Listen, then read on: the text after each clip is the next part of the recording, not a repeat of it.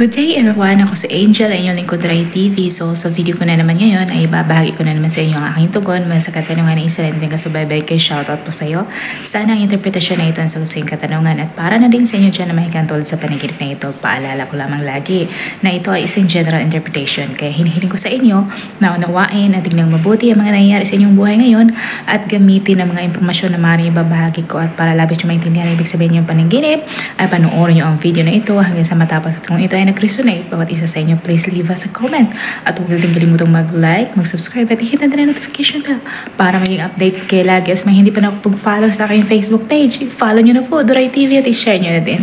Maraming salamat.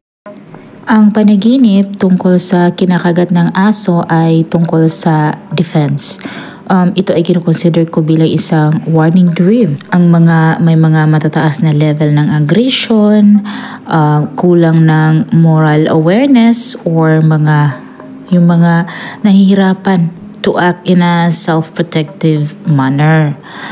There is no need to bite when you can chew. Ang panaginip na kinakagat ng aso ay tungkol sa aggression and violence. Merong mga less likely na mga nag-o-occur kapag ikaw ay skillfully integrated.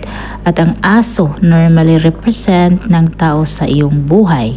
Tandaan na by saying no early in the cycle and staying firm, ang oppressors ay hindi talaga magtatagumpay to sustain their power. At ang pagkagat ng aso sa iyong likuran ay maaaring nagsuggest or maaaring nagmumungkahi sa iyong nararamdaman or sa nararamdaman ng pagkataksilan or yung mga concerns tungkol sa pagtitiwala sa iyong relationship, mga conflict or aggression. At ang panaginip ay maaaring nag-represent ng internal conflict or aggression at maaaring nag-indicate na you are grappling sa iyong sariling nararamdaman or maaaring ikaw ay humaharap sa isang challenging na situation. Sana nagustuhan nyo ang dream interpretation na ibinahagi ko sa inyo ngayon at makibahagi na din sa inyong mga opinion at katanungan sa pamamagitan ng pagkomento sa baba.